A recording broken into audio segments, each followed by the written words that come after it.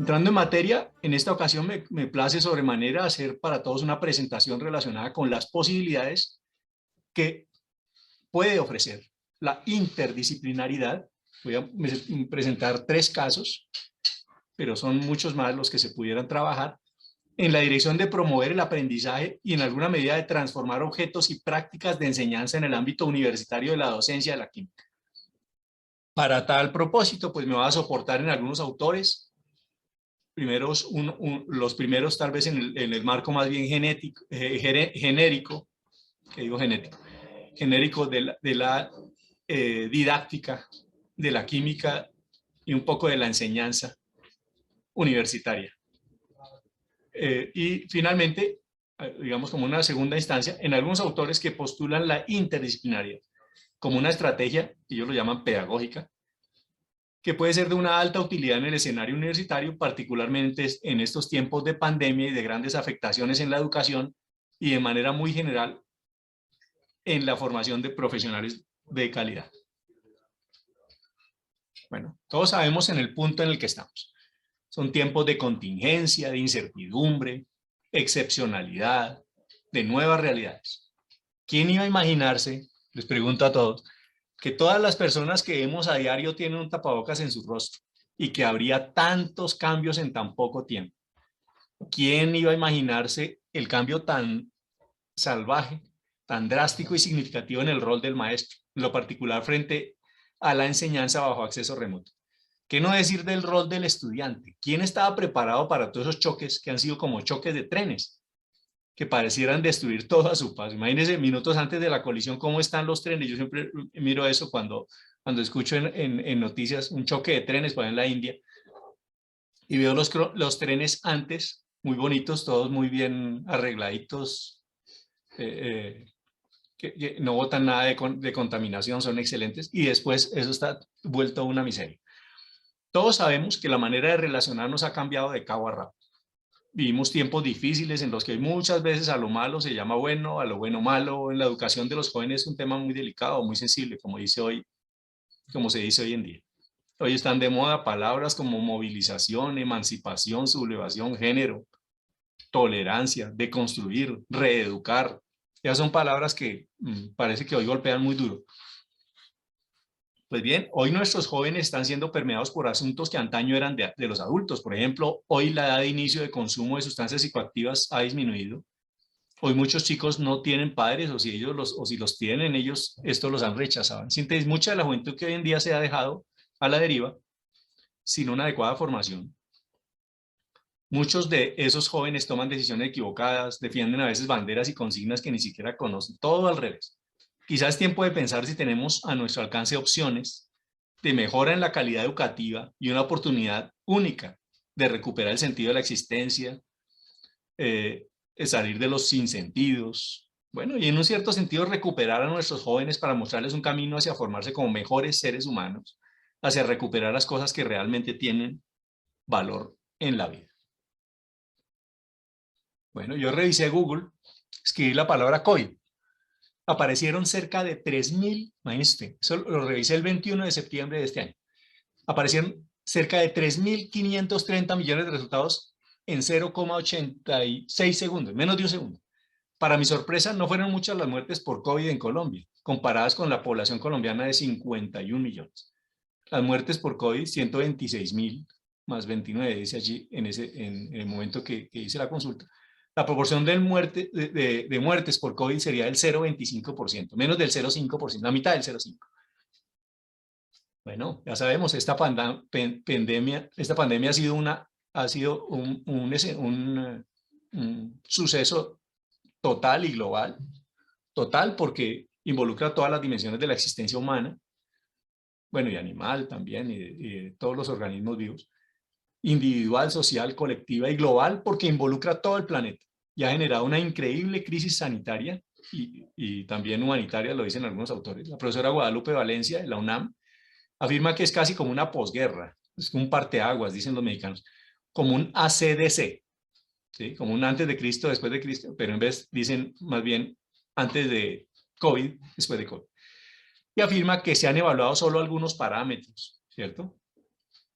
En lo que tiene que ver con las acciones realizadas en estos tiempos de pandemia. Por ejemplo, se revisa el número de habitantes por metro cuadrado, o el número de habitantes en una casa, o en un lugar, un apartamento, qué sé yo, o en un lugar de vivienda, pero se descuidan otros. No se han mirado diferencias en habitabilidad, no se pensó en el incremento de la violencia intrafamiliar, ni en el tema de cuidado, como cuando nos han dicho quedémonos en casa, en casa nos cuidamos todos, ¿no? Entonces, algunas características, algún grado de mortandad, más bien sí una alta morbilidad, ¿cierto? Enfermedad, una movilización médico-científica sin precedentes, un alto costo económico, ¿cierto? Lo dice el profesor Agustín, el profesor de la UBA, Agustín Aduriz Bravo, en el año 2020, dice eso.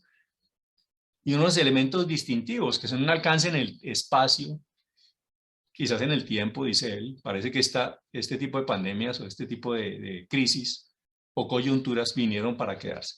Y una envergadura y contundencia de las medidas sanitarias y sobreabundancia de la información sobre el progreso de la pandemia. Todos nos hemos dado cuenta de eso. Él dice, se han impactado con fuerza las maneras de relacionarse de los sujetos, transformando la producción, el trabajo, el comercio, la recreación, el turismo, el transporte y por supuesto la educación. Eso lo dice el profesor Agustín Aduriz Bravo en el año 2020. Bueno, hay un impacto muy fuerte, ¿cierto? Estamos en tiempos, como les digo, de excepcionalidad, de anormalidad, ¿cierto? En un artículo el profesor Nicolás Marín dice que los expertos en enseñanza, particularmente de las ciencias y algunas instituciones competentes, él dice, establecen metas educativas en función de su utilidad para el alumnado. Sin embargo, la principal meta continúa siendo la propedéutica. ¿Saben qué significa propedéutica? Propedéutica tiene que ver con preparar al alumnado para superar los niveles académicos. Este profesor de la UBA, la Universidad de Buenos Aires, Agustín Aduriz Bravo, hace 3 preguntas sobre qué enseñar, cómo enseñar y como para qué enseñar. La respuesta al para qué, también traigo nuevamente a colación las aseveraciones del profesor Nicolás Marín. Por ejemplo, ¿para qué enseñar ciencias en primaria? Él dice, bueno, Nicolás Marín dice, el hecho de que un estudiante pueda usar esos conocimientos, el para qué se enseñaría ciencias en primaria.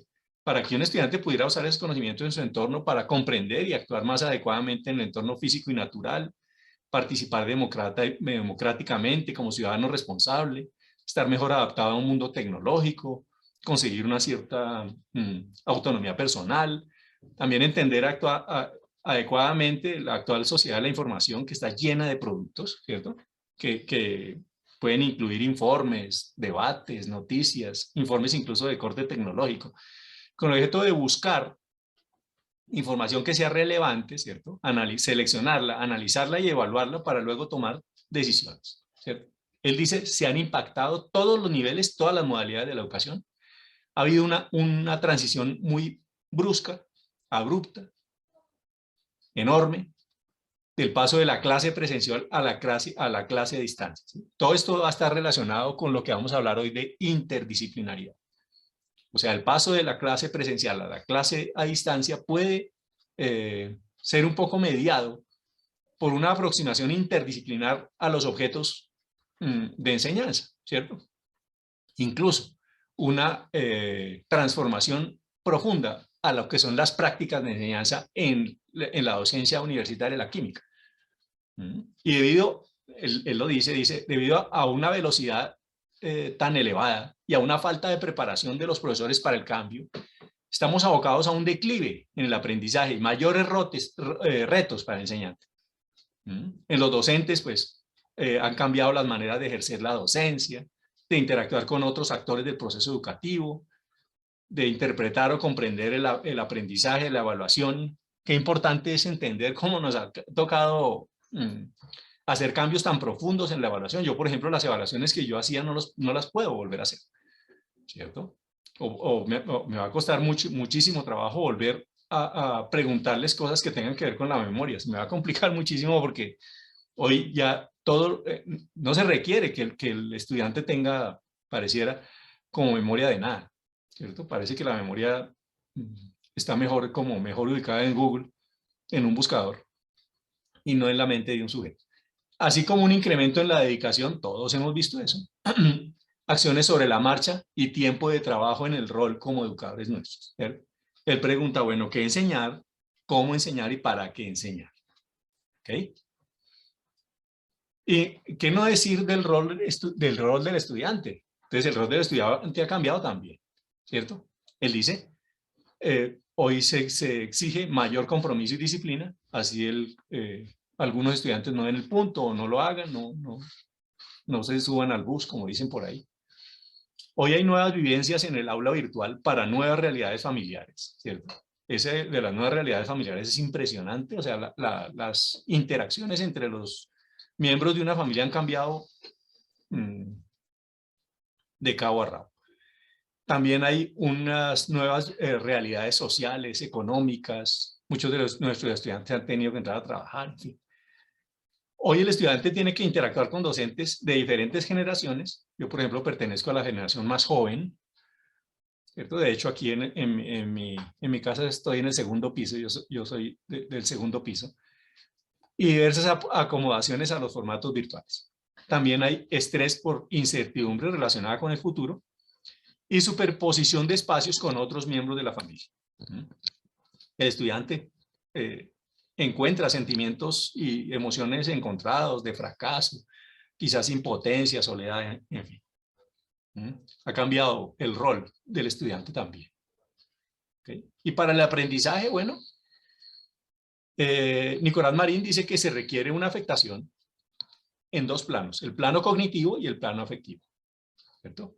El plano cognitivo tiene que ver con algo que se llama la perturbación cognitiva, que es como quitarle el piso al estudiante para que él se mueva en la dirección de aprender.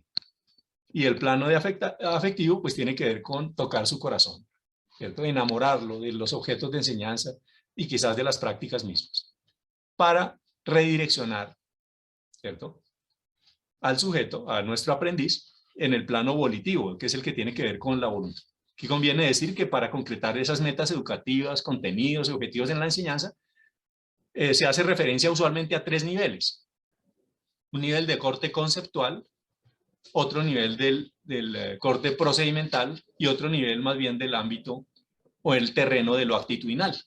Y la diferencia se basa, como lo dice Cole en 1922, en que las condiciones de enseñanza son distintas en cada nivel, así como las dificultades para el aprendizaje. Muy bien, recordemos, cualquier construcción cognitiva confluye en esos tres aspectos. Aquí se muestra un experimento didáctico que hicimos con el profesor Manuel Fede Molina y con el profesor Julio César Rivera, en donde me gusta mucho ver el rostro muy interesante de la profesora viendo el color de la reacción y el color de la niña que tras unas gafas de seguridad observa con mucha curiosidad el experimento. ¿Y por qué promover esos tres aspectos? El conceptual, el procedimental, el actitudinal. Pues porque hoy se sabe que en ausencia de esos dos últimos, o sea, el procedimental y el actitudinal, ¿cierto?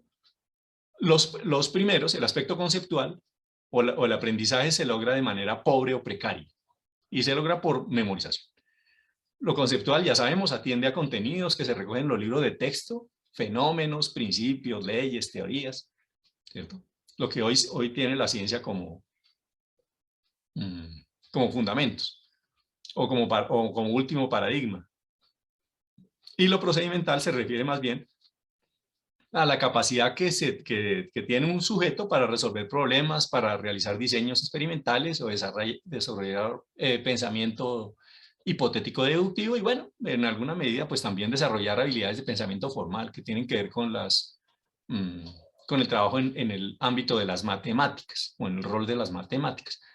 Lo actitudinal, como su nombre lo indica, se refiere a las actitudes, esa tendencia que tienen los sujetos, ¿cierto? hacia tomar decisiones en la dirección de, en este caso sería en la dirección de aprender. Si fuera el caso para el caso de la ciencia, entonces sería actitudes científicas, por ejemplo, el rigor, la curiosidad, qué sé yo, el interés, la inclinación por el trabajo en grupo, el sentido de competencia tolerante, la búsqueda de consensos, una actitud tolerante frente al desacuerdo, y bueno, también actitudes hacia lo que hacia lo que es la ciencia, ¿no? La valoración del trabajo científico, la imagen que tienen nuestros estudiantes del avance científico, la importancia de la ciencia en la sociedad, ¿no es cierto? Componente cognitivo muy importante. Hemos visto como un mundo al revés. Yo muchas veces veo como el mundo como invertido. Todo eso permea a nuestros jóvenes, incluso en nuestros libros de texto. Yo doy el caso de la biología, el texto de biología. Algunos de ellos, y no todos, afirman la evolución es un hecho. Prácticamente uno entendería que bajo esa premisa, pues no hay diferencia entre un ser humano y una rata, por ejemplo, ¿cierto? Son los que estuvimos como más de buenas, algo así, como de chepa, quedamos más altos en la escala evolutiva. Es decir, un insecto y un ser humano serían exactamente lo mismo. Yo los invito hoy a que revisen este ciclo de conferencias denominado El origen de la vida hoy, que hemos aprendido en las últimas décadas, en donde parece que se muestra la necesidad de una aproximación interdisciplinar, en este caso al asunto del origen de la vida, pero que parece que se omite en todas las esferas intelectuales. Participan los doctores Ricardo Bravo, Méndez, un profesor de la Universidad Autónoma de Barcelona, el profesor Fernando Arteaga y un profesor de nombre Antonio Cruz, creo, Cruz Méndez, no me acuerdo. Y más o menos con esa misma orientación científica, pero opuesta a las creencias que tienen la mayoría. Por ejemplo, que venimos del mono. Yo sí me acuerdo que mi papá era como monito, entonces tal vez yo sí de pronto sí vengo del mono, pero por ese lado. Y donde hay agua y vida, por ejemplo, expresiones que uno escucha en todo lugar, pero desde la teoría prebiótica, eso como que se cae. Lo vivo proviene de lo no vivo, lo que se llama la abiogénesis. Y sobre estos temas, estos autores muestran desde el punto de vista de la interdisciplinaridad que no hay nada más lejano y más distante de la verdad que esa premisa, hoy se habla más bien de metáforas, de que la evolución sea un hecho. Y muchas teorías hoy en día, con la ciencia que conocemos, se caen desde el mismo punto de vista científico. Como les digo, la biogénesis no son ciertas. La comunidad académica de biólogos hoy busca una mejor teoría para explicar el origen de la vida. Eso pareciera no tener nada que ver con el título de esta charla, pero sí, en efecto. Decía Max Planck, que con Einstein es el gestor de la teoría cuántica, la que permite explicar por qué funcionan nuestros celulares, los computadores. En un famoso comentario que él dirigió a sus detractores, los que estaban en contra de sus propuestas académicas, en este caso de la mecánica cuántica. La verdad nunca triunfa hasta que sus oponentes eventualmente mueren. Lo que habla de una resistencia de la sociedad a sostener paradigmas que muchas veces son errados. Uno de ellos lo mencionó un profesor hace poquito, reciente, en una conferencia, es que no hay recursos para los computadores o la conexión con Internet, la culpa es del gobierno, no hay nada que hacer, más bien unámonos para protestar. Pues hoy se habla de un tema, por ejemplo, la biosemiótica, que relaciona los temas de la biología con la semiótica, que dice que la vida no es solo química, que era la primera teoría, luego viene una modificación a esa primera interpretación de lo que era la vida, ¿cierto? Y dice que la vida es química, pero también es información. Y después viene otra que dice que la química, que es la biosemiótica, que dice que la vida es química más información más código. Es decir, que lo que no han aceptado de aceptar los naturalistas, porque el código atiende a una causa de propósito, una causa de diseño, una causa de sentido, como afirma el profesor Ricardo Bravo, o lo imposible del paso de lo simple a lo complejo. Esos autores hablan de la copolicondensación al azar, casi no lo digo bien, del experimento inicial de Urey y Miller, de la concepción de célula en el tiempo de Darwin. Miren que es una concepción supremamente primitiva, aunque la cara cuando yo veo esa imagen de la cara de Darwin me da como susto, porque él está como indicando con sus dedos que hagamos silencio para escuchar la naturaleza. pero ellos hablan de la primer molécula de la vida, de las imposibilidades de la generación de polímeros del denominado caldo nutritivo inicial primitivo, primigenio. Hablan de la complejidad de la vida y del aporte desde la química y desde la matemática a la comprensión de lo que hoy se conoce como vida y su génesis. Afirman que esa biosemiótica, ¿cierto? No sé, eso lo estudian los médicos, ¿cierto? La semiótica tiene que ver con el intercambio, mediación y retroalimentación entre los síntomas y los signos en un paciente para comprender su relación salud-enfermedad, ¿cierto? Y en lo bio, por supuesto no solo con el paciente, sino con su entorno biopsicosocial. ¿Todo esto para qué? Para mostrar si es verdad que no hay nada más que hacer o que si debiéramos deconstruir todo. Quizás debiéramos más bien desaprender algunas cosas y aprender otras. ¿Verdad? Bueno, entremos un poco más en materia. Hoy recuerdo mis clases de química y física de suelos. Eso hace algunos años vi química y en química veíamos un poco la física de coloides, la fisicoquímica de los coloides. Y entre ellos estaban los suelos. Hermosas sesiones en las que aprendí y disfruté un resto de información y unas clases muy hermosas, pero siempre me quedaba la duda, ¿cómo es que muchos suelos de carácter coloidal dan muy bien los parámetros físico-químicos, físicos y químicos, todo da perfecto, de la bioquímica del suelo? Perdón, de la fisicoquímica del suelo iban bien, pero no eran viables, ¿cierto? El suelo no era viable o era poco adecuado para uno u otro cultivo. Pues, oh sorpresa, hoy se habla de la biología del suelo, antes no, de la bioquímica del suelo, de la microbiología del suelo. Parece que eso es muy importante para que el suelo sea productivo. Eso le da una mirada más integral a la temática suelo. Ahí estamos metiendo el tema de interdisciplinaridad. Hoy los complejos, por ejemplo, los problemas ambientales son muy complejos, requieren del concurso de una abanico, un pool de profesionales de la más diversa especialidad. Hoy comprendemos mejor lo que es el suelo y cómo un suelo llega a constituirse en una matriz que está habilitada para mantener un cultivo orgánico de cualquier producto vegetal, qué sé yo, hortalizas, verduras, frutas. Entonces, dice Escobar, los problemas globales han aumentado en complejidad y en conectividad, o sea, los problemas se conectan entre sí, lo que obliga a enfocarlos como complejos, inseparables y retroalimentados. Eso lo afirma Escobar en el año 2010. Se requiere de una visión integral, holística, interdisciplinaria para resolver los problemas actuales que suscita cambios en la educación superior y en la investigación. Eso lo afirma Escobar. En el informe de la CEPAL, de la ONU de 2003, los problemas modernos, dice García, deben estudiarse desde varias disciplinas y conformando equipos para obtener soluciones integrales, dado que ninguna disciplina por sí sola es capaz de dar resultados a problemas tan complejos y tan disímiles como los que hoy agobian a nuestro planeta. Se hace conveniente entonces redefinir habilidades y competencias. Evandro Agassi, año 2001, que cita también Escobar, profesor de filosofía de la Universidad de Génova, tratando de explicar lo que la interdisciplinaridad no es. Él afirma que la interdisciplinaridad, no indisciplinaria, sino interdisciplinaria, se puso muy de moda desde hace unos 30, 40 años, porque muchas personas vieron en ella la solución a dos problemáticas muy particulares, muy sensibles. La crisis en la motivación, o sea, había una fuerte, significativa y sensible crisis en el plano de la motivación de los estudiantes, que afecta a los estudiantes. ¿Y por qué afectaba a los estudiantes? Porque ellos consideraban, y parece que en la comunidad académica estaba eso en el ambiente, que los contenidos disciplinarios eran viejos y obsoletos. Y en un campo tan cerrado, que es el campo disciplinar, no encontraban un interés intelectual, ¿cierto? Como una disquisición intelectual en sus horizontes. Por eso se buscó una solución en dos vías. Uno, que tiene que ver con la actualidad. Eso lo dice Evandro Agassi, profesor de filosofía.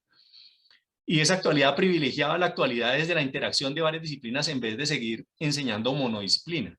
O sea, no dentro de un cubículo, dentro de una caja, sino más bien interactuando varias disciplinas en torno a un problema. Y promocionando la interdisciplinariedad como sustituto a la enseñanza por separado, ¿cierto? A la enseñanza particular. Pues se falló por punta y punta, dice Evandro Agassi. Es decir, la actualidad es interesante, pero si trata de resolver un problema, porque si no, solo produce una especie de inquietud o curiosidad, pero no más que eso. Y el rehuir a las disciplinas implicó una imagen de discurso genérico, ¿sí? Más que general, sino genérico, como muy flojo, muy blando, sin fundamento disciplinar, muy alejado de lo que realmente es la interdisciplinariedad, que es abrir las fronteras disciplinarias, ¿cierto? Con un fundamento disciplinar muy sólido, pero que proviene de dos cuerpos de conocimiento disciplinar distintos. Dice Agassi, las orientaciones metodológicas en la interdisciplinariedad involucran primero individualizar un problema y sus características, luego establecer los criterios disciplinarios, o sea, de cada una disciplina para abordar la información, luego explicitar el marco teórico que tienen las disciplinas, ¿sí? Dar cuenta del marco teórico disciplina tras disciplina, luego definir los conceptos que están empleados por las disciplinas que están involucradas, relacionarlos con su marco conceptual y con la metodología para acceder a los datos. Y por último, aceptar la autonomía que tienen los procedimientos lógicos de cada una de las disciplinas. Bueno, y en los estudiantes, Ackerman dice en el año 1988 que hay algunas ventajas. Para eso recordemos que las habilidades cognitivas de alto orden pues tienen que ver con analizar, interpretar, hacer inferencias globales, aplicar, hacer síntesis. Mientras que los niveles del funcionamiento del sistema cognitivo humano incluyen un nivel bajo que está asociado más bien a la sensación, la percepción, la atención. Un nivel medio que está articulado con conceptos o constructos como el aprendizaje, la memoria, la comunicación. Y un nivel alto que tiene que ver con la creatividad, el razonamiento, la toma de decisiones y la resolución de problemas. Entonces, las ventajas que plantea Ackerman, primero, la interdisciplinariedad promueve el pensamiento flexible. O sea, yo, por ejemplo, estoy formado en química y en matemáticas, y eso siempre me ha dado como una especie de libertad para utilizar las matemáticas como instrumento para la aproximación de un aprendiz y para la aproximación mía, por supuesto, primeramente, a un objeto de conocimiento. También, como les digo, el desarrollo de habilidades cognitivas de alto orden, mejora en las habilidades de aprendizaje, eso pasa en los estudiantes, una facilitación de la comprensión de fortalezas y limitaciones en las disciplinas, y un incremento en la habilidad de acceder al conocimiento adquirido y mejorar las habilidades de integración de contextos disímiles. Permite sintetizar e integrar. Y en tal sentido, pues promueve la originalidad.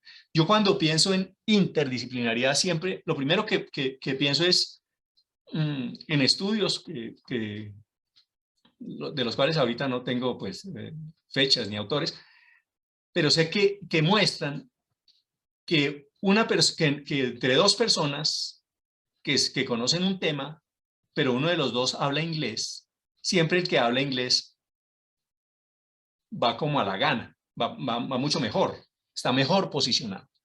En la interdisciplinariedad pasa lo propio. Si tú estás formado en matemáticas y en química, es mucho mejor que solo estés formado en química. Y esas aproximaciones a temas químicos desde la matemática pueden llegar a ser muy pertinentes. Aún existe una controversia en lo que es la disciplinariedad, la multidisciplina, la pluridisciplina, la interdisciplina, la transdisciplina, todo lo terminado en plina. En la disciplinariedad, pues es monodisciplina, es muy especializada y está en aislamiento. El primer nivel de integración lo lo ocupan la multidisciplina, algunos dicen multidisciplina, entiendo, que tiene que ver con una mezcla integradora alrededor de un interrogante que se plantean esas dos disciplinas o esas varias disciplinas y que implica una relación mutua y acumulativa. En cambio, la pluridisciplina muchas veces se confunde con la multidisciplina, implica una cooperación sin coordinación, áreas más o menos compatibles, como la físico-química, la químico-matemática, que sería muy distinto, realmente muy distinto a la interdisciplina.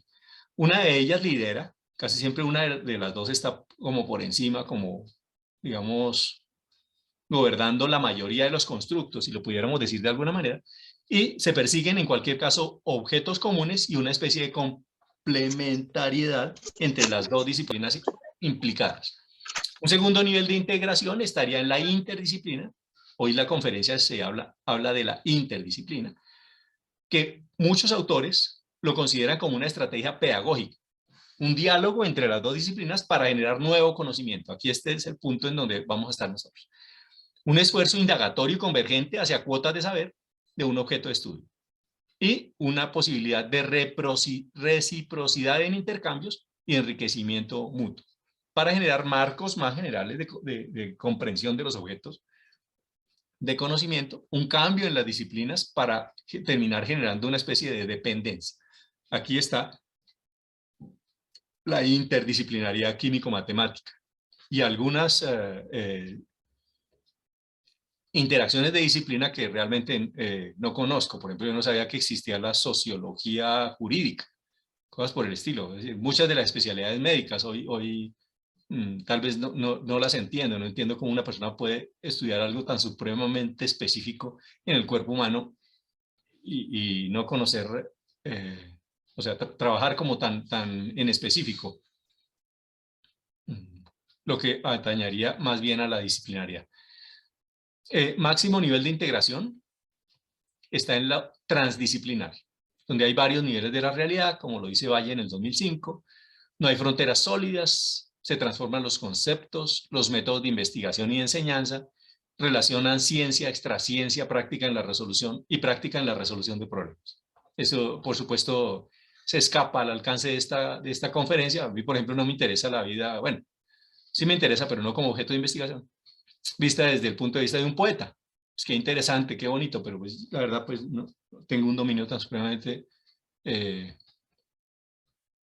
limitado de la poesía que poco y nada, ni la entiendo, ni creo que la voy a entender nunca. En la enseñanza, en talleres internacionales sobre la enseñanza de la física y congresos iberoamericanos de la enseñanza de las ciencias experimentales y la matemática, realizados en Cuba, ¿cierto? Miguel Ángel González y sus colaboradores, dos profesores de nombre García, Travieso y Puldón, profesores cubanos, propusieron una serie de actividades, por ejemplo, con enfoque interdisciplinar en pro de integrar las disciplinas de las ciencias básicas para, como les digo, integrar una serie de contenidos para favorecer el perfeccionamiento científico en profesionales de las ciencias biomédicas básicas, desde metodologías colectivas e individuales que realizaron los dos docentes para dar cuenta o explicar o utilizar estrategias didácticas para dar cuenta de constructos científicos en la solución de problemas específicos. Y ellos hablan de la necesidad de prácticas interdisciplinariedades para la enseñanza y aprendizaje de las ciencias, perdón que quedó ahí ciencias mal escrito, en pro de generar una actividad investigadora y de desarrollo social. Y una escasa preparación docente que limita la aplicación a las situaciones problemáticas reales. Pues qué importante es que nosotros nos pudiéramos quizás preparar en otra disciplina que no sea la disciplina fuerte en la que nosotros más hemos venido trabajando en nuestra historia.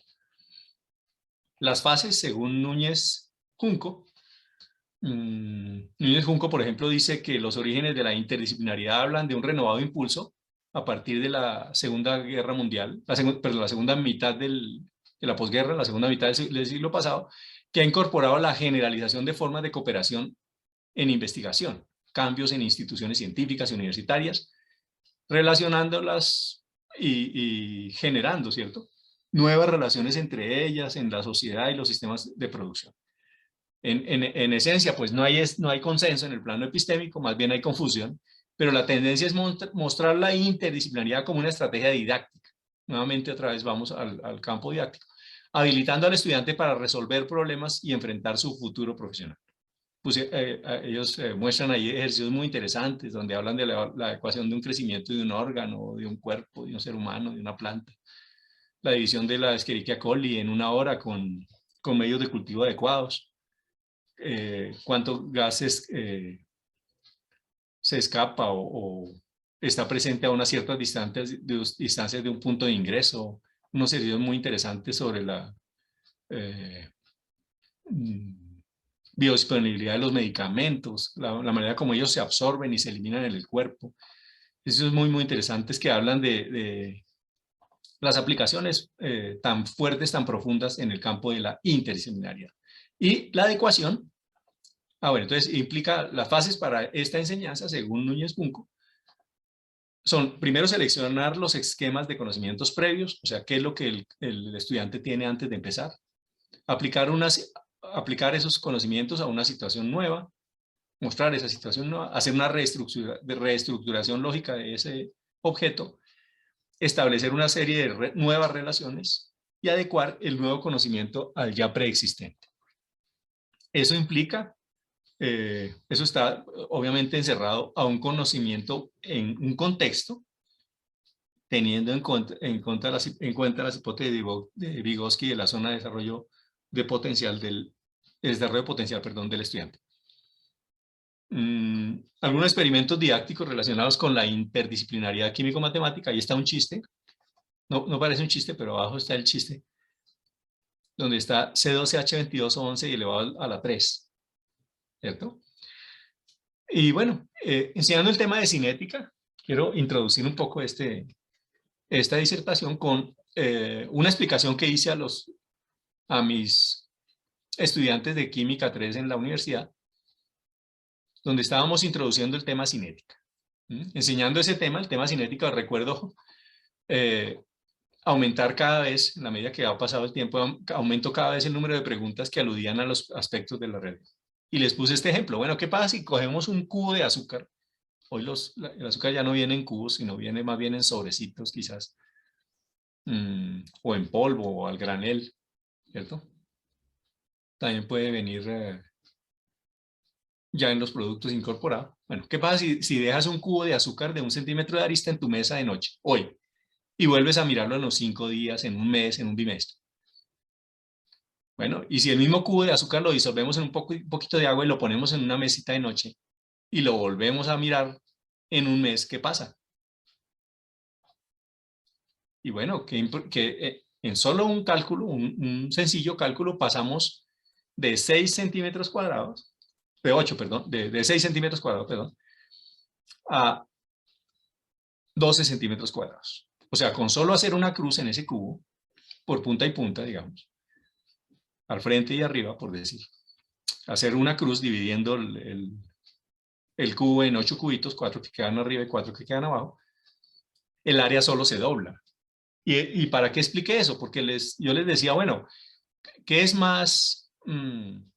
¿Por qué la fecha de expiración de la leche en polvo es muy próxima con la fecha de expiración de una leche entera líquida que uno encuentra en un supermercado? Y muchas otras preguntas más que tienen que ver con esa interliga, esa interrelación que presentan la química con las matemáticas. Quiero presentar algunos experimentos didácticos que he realizado durante mi trasegar por la docencia universitaria. Uno de ellos es un caso, el caso de un concepto dentro de un contexto, así lo he llamado, ¿cierto? Y le pregunto a un estudiante, bueno, ¿cómo se clasifican los números en química? O a mis grupos de estudiantes. Oh, sorpresa, la respuesta de mis estudiantes son, bueno, profe, se clasifican en enteros, naturales, racionales, irracionales, reales y complejos. Digo, no, se te olvidó la última parte de la pregunta. En química. También empecé con preguntas, ¿no? Esa es la estrategia pedagógica de Jesucristo, ¿no? La estrategia de la pregunta. Amo la pregunta. Me parece que la pregunta tiene un potencial didáctico tan supremamente fuerte, que puede permitir grandes cosas y muy buenas aproximaciones de los estudiantes a los objetos de conocimiento. Esta vez le pregunté a estudiantes sobre las claves de número y a un matemático también se lo pregunté, a una persona que es matemática, que estudió matemáticas, sobre lo que para él era un número exacto, y la respuesta me dejó atónito.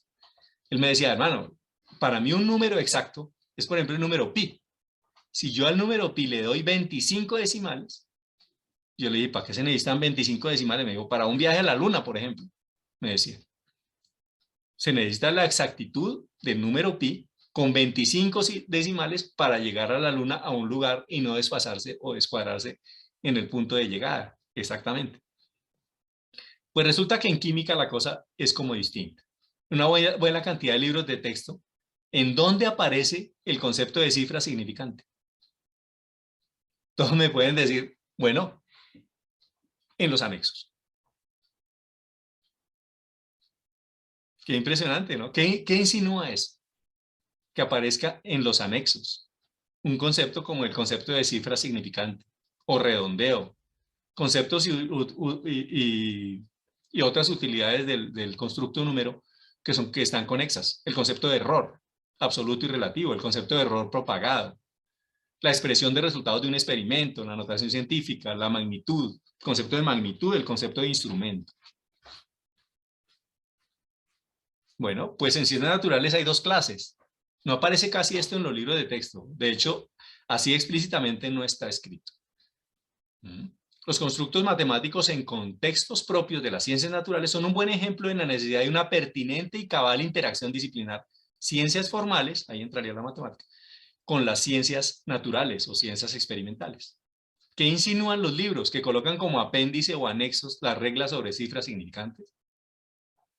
Están dando un mensaje. Ese mensaje dice, tranquilo hombre, si quiere no lo vea. No importa, que eso no es importante. Eso es accesorio, si usted quiere verlo bien y si no, pues tranquilo, no hay problema. Usted puede pasar al siguiente tema.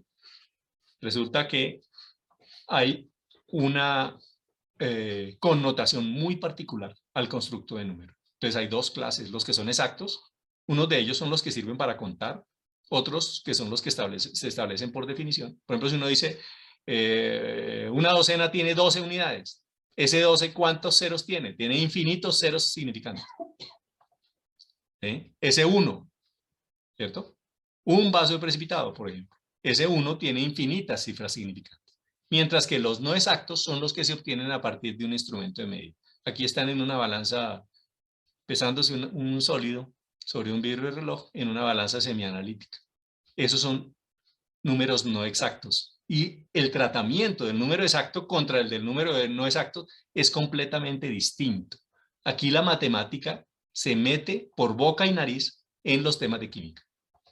Porque nosotros en química tenemos la necesidad casi siempre, en todo tipo yo digo en una buena proporción de los informes y de los, qué sé yo, explicaciones, está implicada el concepto de unidad y cantidad. Esos que sirven para contar, por ejemplo, un mol, 2.000 equivalentes gramos, 1 kilocaloría.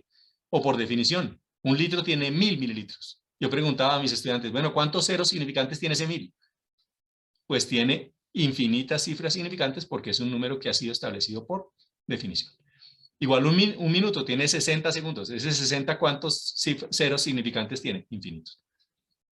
El peso atómico del carbono 12 unidades de masa atómica. Ese 12, ¿cuántas ceros significantes tiene? Infinitos. Y eso tiene una connotación supremamente fuerte para el caso de los cálculos y de la expresión de resultados en química. Bueno, un segundo caso, una temática que ha sido tratada desde ejercicios, cálculos y no desde gráficas. ¿De cuál estoy hablando? De la estequiometría. El tema estequiométrico, ¿cierto?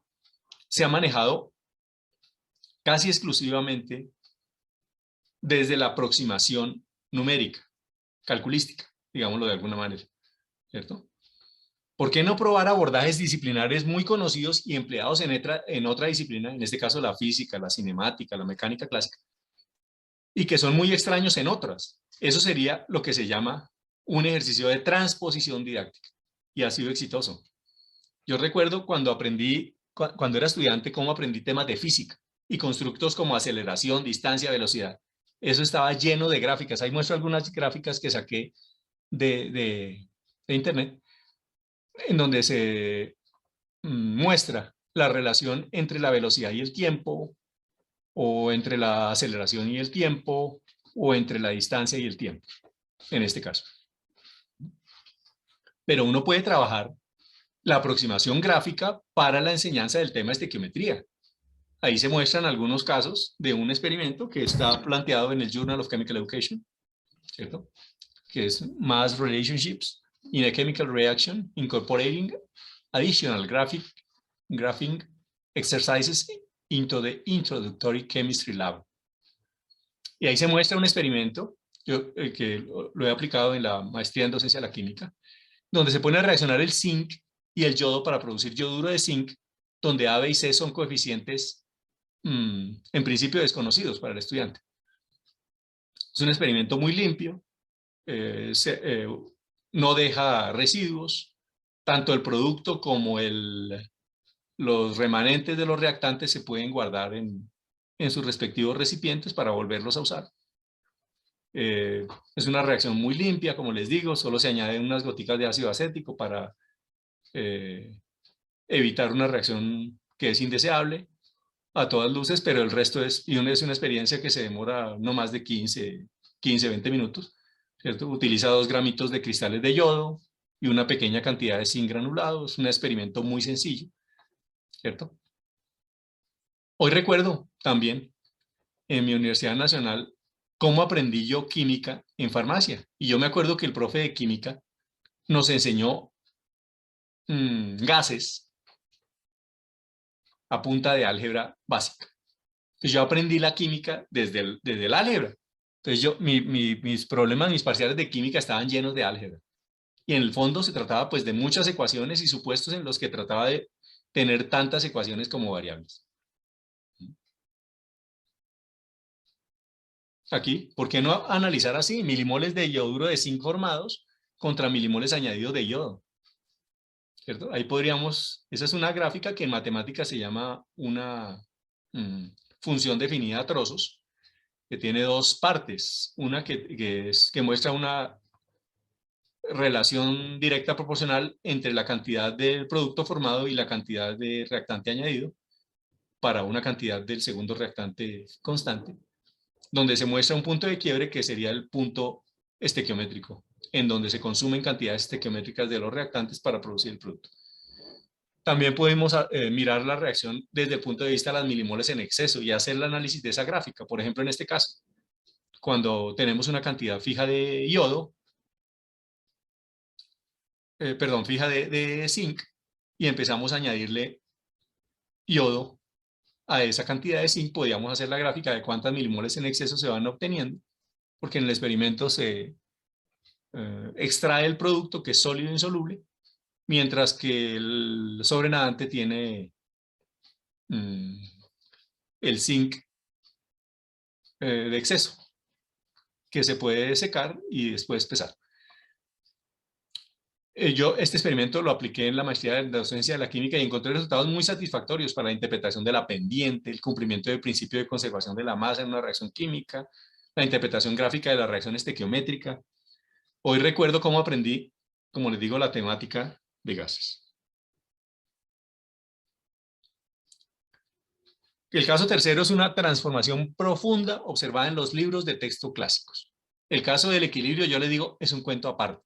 Es un mundo completamente diferente. Los enfoques cambiaron de pe a pa. Como yo aprendí química del equilibrio, es muy distinto a como hoy enseño la química del equilibrio. Bueno, hoy enseño un poco cómo aprendí, pero también en otro enfoque, que es lo que se llama el enfoque moderno, o el enfoque sistemático o matematizado de la aproximación a la temática de equilibrio, que a propósito se puede ingresar desde la cinética o desde la termodinámica. Y es La pregunta, esa pregunta sencilla que se veía de arribita, no se podía resolver cuando yo fui estudiante. ¿Qué pH teórico se espera al resolver una pastilla de Alka-Seltzer? Ustedes todos conocen un Alka-Seltzer. En 250 mililitros de agua. Sería como un vaso, tal vez un poquito menos. Pues este es el antes. Aquí les muestro una página y la portada de la 7ª edición del libro clásico de química de Chang, donde aparece un ejercicio donde hay unas concentraciones iniciales de yodo y yoduro, y se pregunta por las concentraciones en el equilibrio. Un estado inicial, un estado de equilibrio, que es diferente al hoy. El hoy, en los libros de química analítica, por ejemplo en este caso, cuantitativa, es completamente distinto. Están llenos de gráficas y llenos de la utilización de hojas de cálculo para evaluar parámetros que pueden ser máximos, mínimos, o que pueden estar presentes en unas ciertas concentraciones en los estadios de equilibrio. Aquí están las dos miradas, ¿cierto? Una de ellas es la tradicional, que estudia sistemas sencillos, que trabajan reacciones consecutivas, un estado inicial, un estado de equilibrio, constantes distantes, consideración especial a reacciones de hidrólisis, muy eventualmente balances para hidrogenión, o que se llama la condición de hidrogenión, y la posibilidad de utilizar la ecuación de Henderson-Hasselbalch. Ahí se trabaja el tema hidrólisis, el tema ionización, constantes de formación, en fin. Es más química, ¿cierto? Habla de los tipos, por ejemplo, trabaja las sales, que provienen de ácido fuerte, ácido fuerte, base débil, las soluciones amortiguadoras, los anfolitos, ácidos, alcalinos, en fin. Mientras que la mirada sistemática es muy distinta. Es como otro rollo, es un rollo tan completamente distinto que se soporta en dos expresiones matemáticas, dos expresiones que matemáticas, ¿no? Balances de material y el balance de electroneutralidad.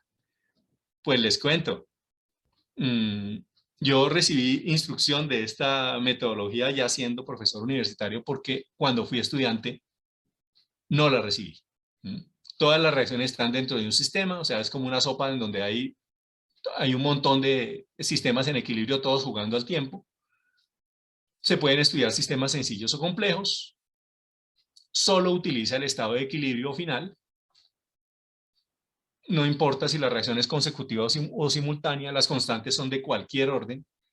Solo se trabajan ionizaciones, no se emplea la ecuación de Henderson-Hasselbalch, eso es lo que por lo menos he visto.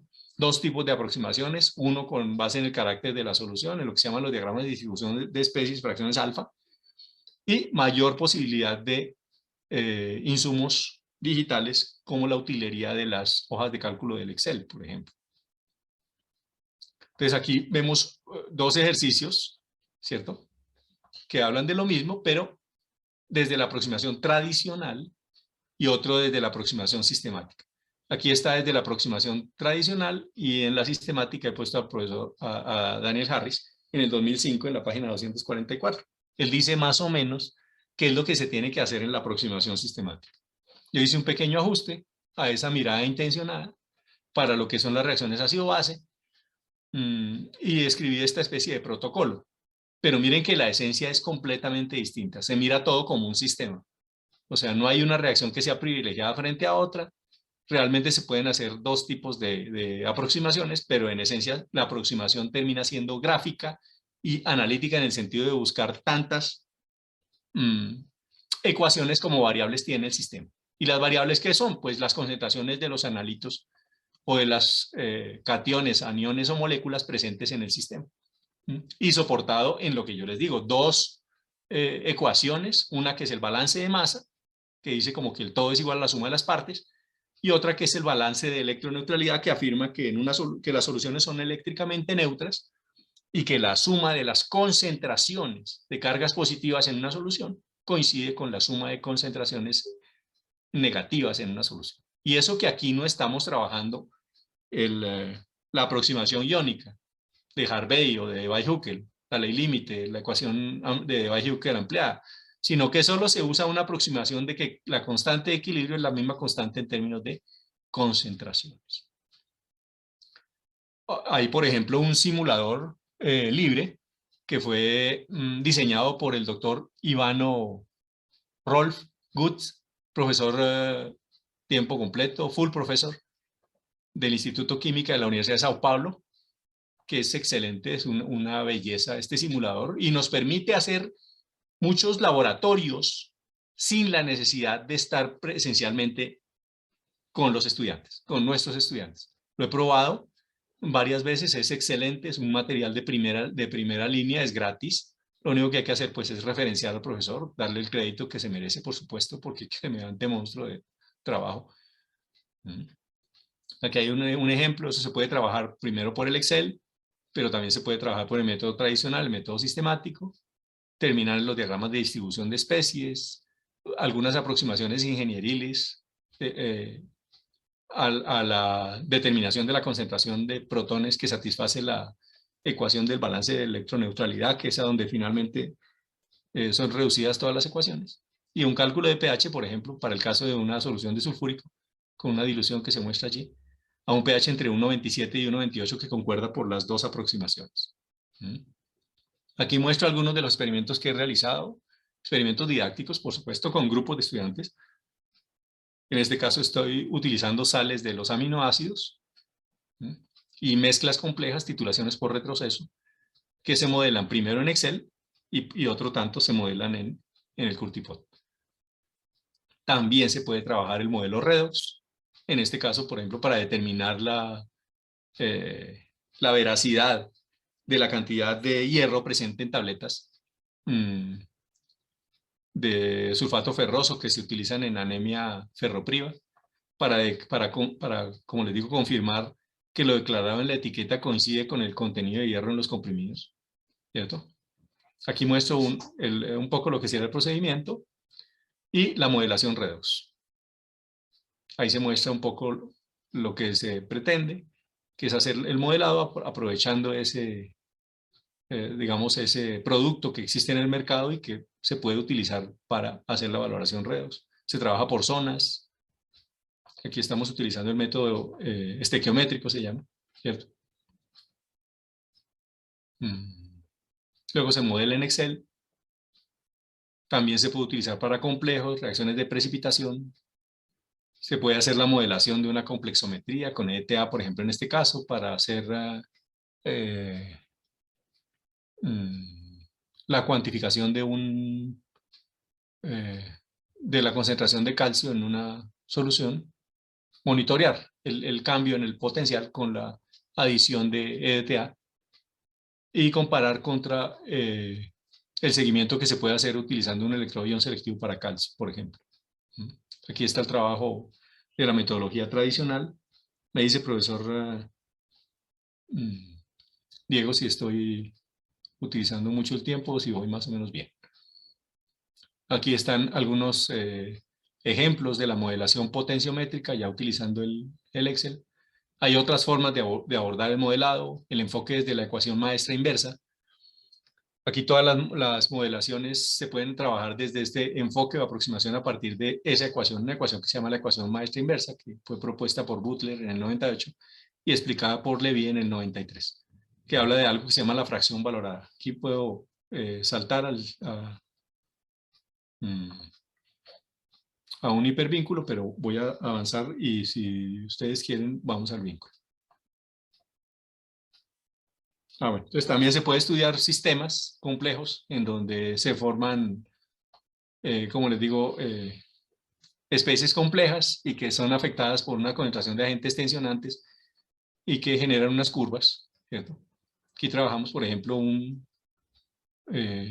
ligando que es el cadmio, un metal, perdón, iodo metálico sería un cadmio, y ligandos que pueden estar en el buffer o que pueden ser ligandos auxiliares en el sistema, que pueden estar tanto en el tampón como en el amortiguador.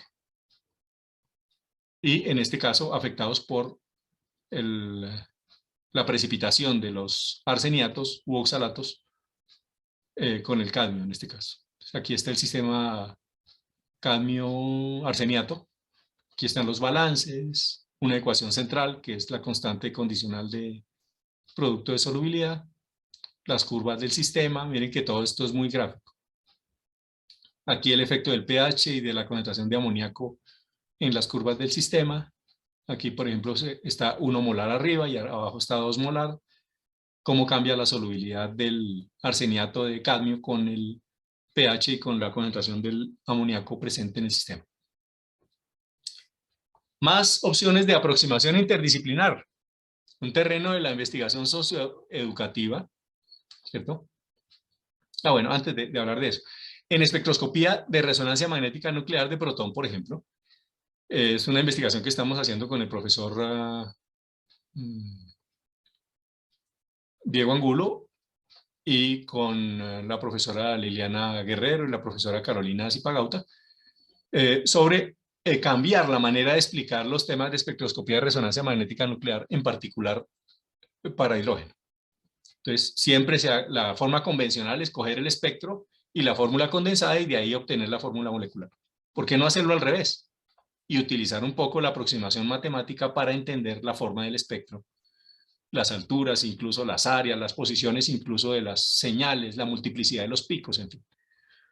En quimiometría, por ejemplo, a mí siempre me dijeron, mire, en ciencia se trabaja así, mire. Si hay dos variables independientes, entonces usted mantenga una de las dos constantes y modifique la otra. Y después haga lo contrario, mantenga la otra constante y modifique la primera. Pues resulta que en la vida real eso baja mucho la fuerza o la potencia del análisis predictivo. Y hoy se utilizan los que llaman métodos de optimización, lo que se llaman diseños experimentales para modelos multifactoriales. El diseño central compuesto, por ejemplo, se usa en la reacción entre una sustancia con vanadio y el agua oxigenada, para evaluar las mejores condiciones de adición de los componentes para generar una absorbancia máxima, óptima. En las investigaciones en estadística paramétrica, las clásicas hablan de estadística paramétrica y diagramas de barras.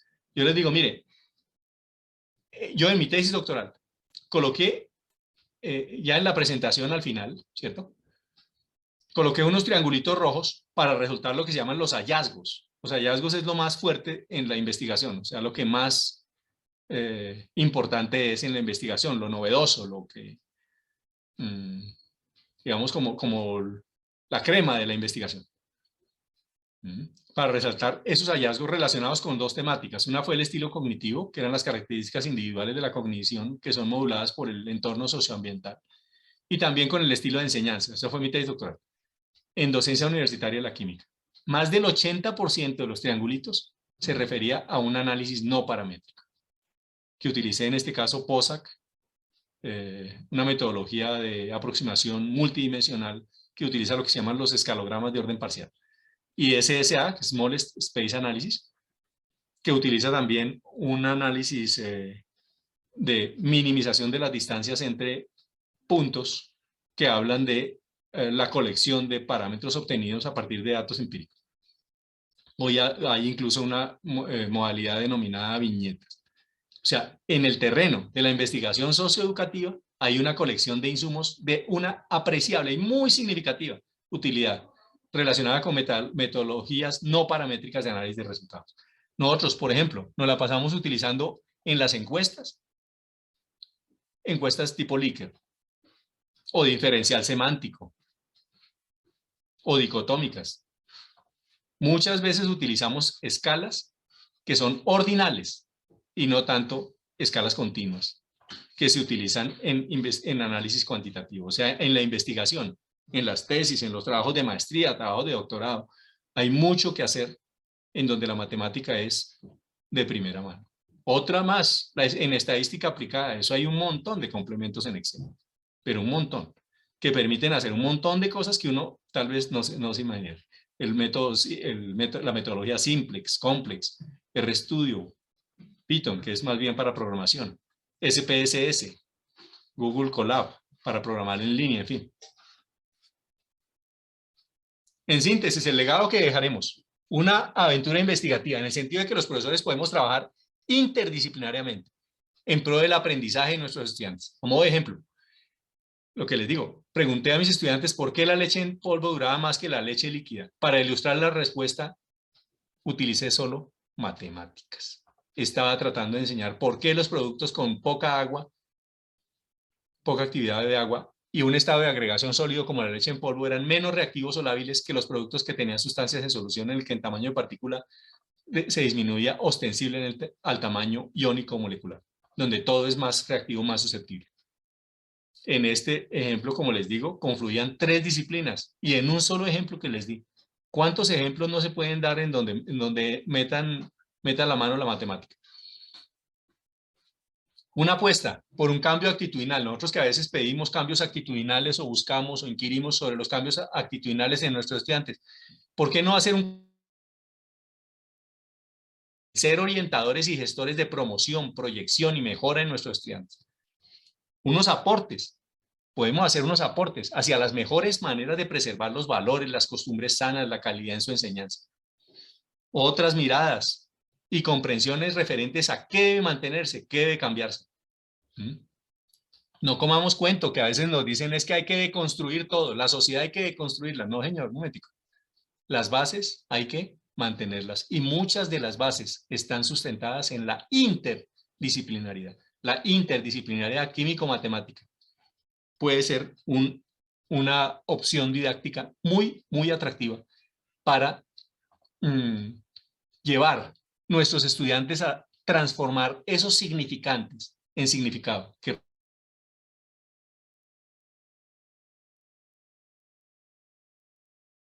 nuestro papel en esta sociedad latigada con el germen de la violencia y del odio. Y una invitación a hacer semillas de amor y de pasión por nuestra profesión y por nuestros chicos. En últimas, se hace pertinente en esos tiempos de contingencia y de incertidumbre proponer alternativas estratégicas que propendan por una significativa afectación a los dominios cognitivo, afectivo y volitivo desde nuestro rol de promotores de la formación, lo que motivaría a una profunda revisión sobre las maneras más pertinentes de disminuir esa distancia entre el ser y el deber ser del aprendizaje, la enseñanza y la evaluación. Una de ellas es la interdisciplinaridad, que pondrá a dialogar la química con la matemática, en el entendido que la inserción matemática sobre los fundamentos químicos obliga a revisar, transformar y evaluar las prácticas de enseñanza en los ámbitos de la teoría del laboratorio, con posibilidades inmensas en el acceso remoto. Siempre me pregunto, cuando yo hago mis clases, ¿te imaginas tú a Jesucristo llamando lista? Yo no, la verdad. Yo creo que sus clases eran imperdibles. Él entrenó a sus apóstoles, cogió una parranda de gente que, mejor dicho, yo creo que nadie daba un centavo por ellos. Los cogió 3 años y el cambio fue brutal. Eran otros. Ellos no se parecían a lo que fueron. No parecían los mismos. Eran otros distintos. Yo creo que cuando muestra la historia que Judas tuvo que acercarse para darle un beso a Jesucristo para traicionarlo, yo creo que tuvo que acercarse porque los discípulos eran absolutamente parecidos a Jesucristo. Se les parecían, yo creo que hasta en el caminado. Recordemos, el maestro es un sujeto de amor, de esperanza, de entrega, de autoridad y de servicio. Esto es algo de la bibliografía que utilicé en la conferencia. Muchísimas gracias por la paciencia que han tenido para escuchar estas aportaciones de este humilde servidor.